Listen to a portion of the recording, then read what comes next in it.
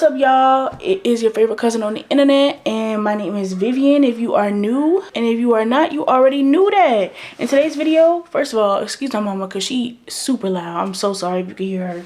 Today's video, I'm gonna show you guys how to make a jumbo scrunchie. Let me show you. This is what we're going to sew today. So these are available on my website. If you don't know, I do have a sewing business, which I'll leave down below. These are some of the ones that I have made, but I'm going to show you guys how to make this one today. But I just wanted to show you what it's supposed to look like so you know what you're going to get. You know what I'm saying? First thing you'll need is obviously some fabric. So we have that. You'll need matching thread and matching bobbin, which we already have that too. You also need some like clips or some pins. It's up to you. I'm going to use clips because this is satin. A measuring tape, a mini like sheer thread thing. I don't know how to say it for real.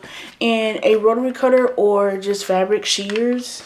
You'll also need a ruler and probably like a cutting mat. If you have a rotary cutter, you need a cutting mat. So you'll just go ahead and lay out your material. So scrunchie material is actually like the material is super long. When you cut it out, you wouldn't realize it, but it's super long.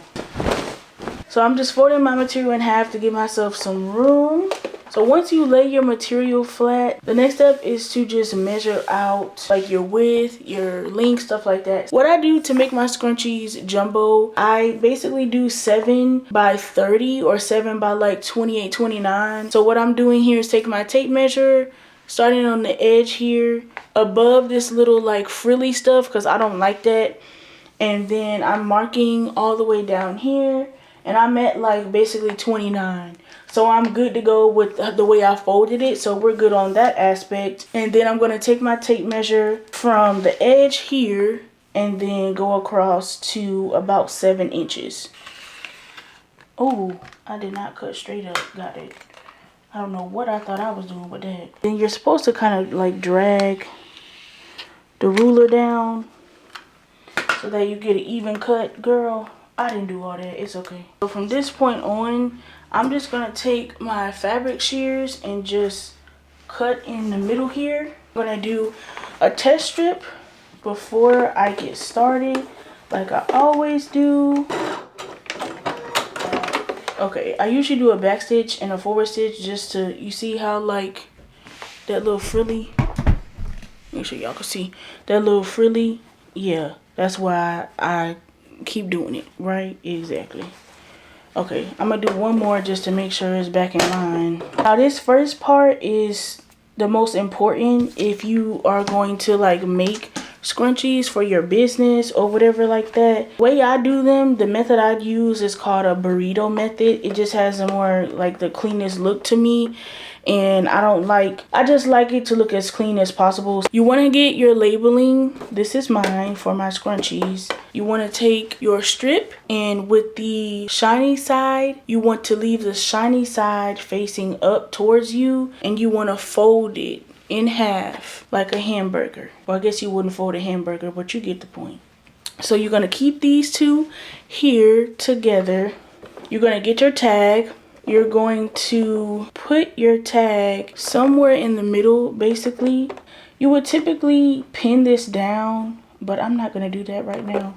And basically, you'll come over here to the sewing machine, keep the pieces together, bring them underneath the sewing machine, and just do a straight stitch all the way down. I'm using a 2.5 in length, and my needle position is at a 3.5, which is like dead in the middle. And I'm holding the label. Again, you would normally just pin this, and then I'm just gonna sew straight down. When you get done, you'll be left with this like strip. What you'll want to do is just trim off the excess. You don't necessarily have to do this, but it is optional. I just want to do it because I want everything to look good as I do it, because I feel like most people, and that's why I have my brand, like most people, if you can't see it, like if a customer can't see something, they'll just make it botched. And I'm like, no, I take pride in making sure it's not botched. Now this specific one is not going to be for sale. I'll probably give this to my mom or something. So how it looks really is not 100% important, but it still is to me, because like it's, you know, my craftsmanship. I want to make sure it looks cute, right? So anyway, But once you trim it, you should flip it out and you'll be able to see your tag. And it's just seamless. There's no extra like thread or anything like that. It just looks amazing. So once you get to that point, you can either open this up and like iron it, or you can just leave it, which I'm gonna leave it. I brought you guys up a bit so you can see what I'm doing. So then once it's laid flat, you want to take the first layer, bend it back, take the second layer, bend it back, and right now you're just gonna hold it right there. Just look at it, let it go, do it again, see if you are comfortable with that. Get that in your brain, but you can always reference this video again. It'll be up probably forever. But you want to go ahead and lay it flat, fold one piece over, fold the second piece over. I do another fold just to like keep it as tight as possible, you know. So you want to basically just fold it, fold both edges and put it in the middle, right? So we're doing something called a burrito method. You're going to hold it here for a moment. Then you're going to take your other free hand and do the same thing. Now you want to fold over. No bending, just literally fold it over the middle of what you just did. So if you did it correctly, you should feel a bulk in the middle here, but it should not touch the edges. And what you can do is you can push it down and then kind of just lay it flat. Then you'll take some type of clip it down, clip it down. So you want to just clip maybe about 3, because these two ends will be moving when we're pulling the like fabric through. So just kind of only clip off the center, and I'll show you guys how to sew it. Okay, so you get to your sewing machine, right? You want to still make sure you pull that middle material out the way. You want to lay everything flat on the sewing machine. Take off one of your clips. Make sure the edges are meeting, and then there's no specific measurement for where I place the material under the needle. Just kind of do it maybe like a ½ inch from the edge. Once you've set up everything on the sewing machine, all you have to do is just do a straight stitch all the way down and keep pulling the material, which I'll show you right now. So do 1 to 2 back stitches and then just hold those edges in place. Just hold straight down. As you continue, just take the clips off. And then I can just use this right here to keep it straight.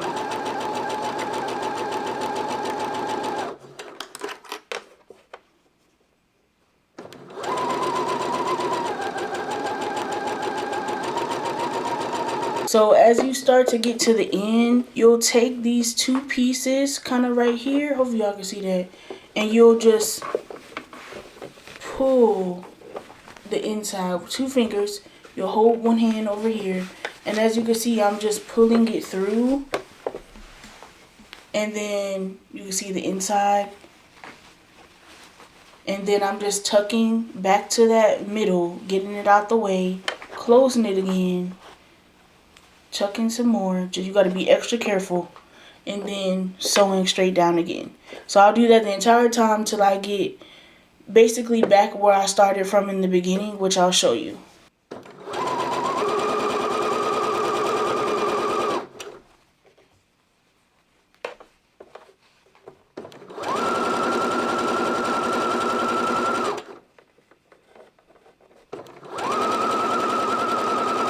So once you get to the very end, you'll see where you started from, because it'll be like a string kind of hanging. You'll back stitch like 2 or 3 times, forward stitch 2 or 3 times, and then take it off the sewing machine. So at this point, you'll have, it looks like a burrito, and you'll go in on the part that you left a space at. So that hole right there, you'll just go in and pull out slowly. Try not to like rip out what you just sewed, and just pull that fabric through. So my opening is right here. I'm gonna take my elastic. So with my elastic, I kind of just, now for the elastic, if you have like a old, like I guess like a hair tie that broke or anything like that, you can literally just lay it flat and measure how long it is. up against your elastic and then just trim it. I kind of just eyeball it. I don't have an exact, like, I usually just cut it maybe like 8 inches, and then if it's either too short or too long, I go from there. So then you want to take something called a, what is this called? A bodkin, I think. And basically, it's, to me, it looks like a little alligator. You open up the mouth by pulling up this white piece. Put the elastic in there. Close it. And now it won't go anywhere. So you'll insert the bodkin as far as you can get it in, and then once it's about to disappear, kind of put your last 2 fingers around the elastic and just pull and hold, pull and hold, pull and hold.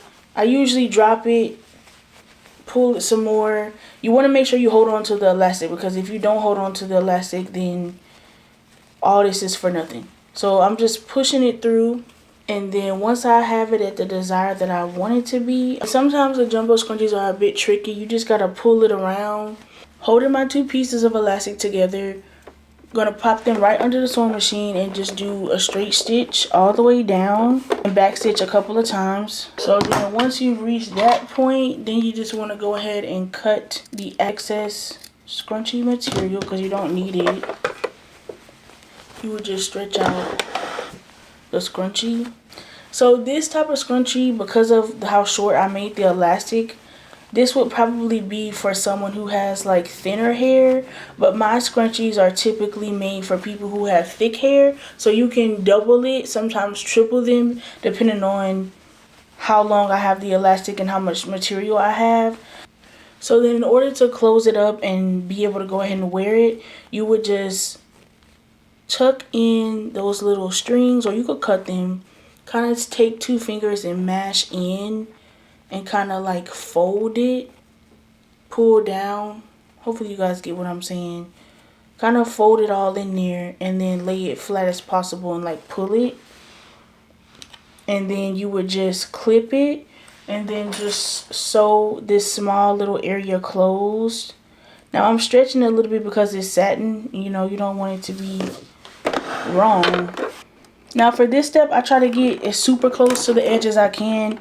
I don't really want you to detect that, you know what I mean? Detect that I don't want you to really know that I closed it off. So back stitch, well, straight stitch first. Where is the pressing feet? What is up with this? So forward stitch, then back stitch a few times, and then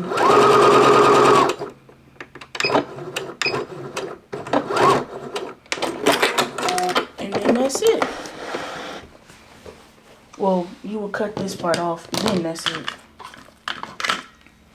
Then you will cut this off.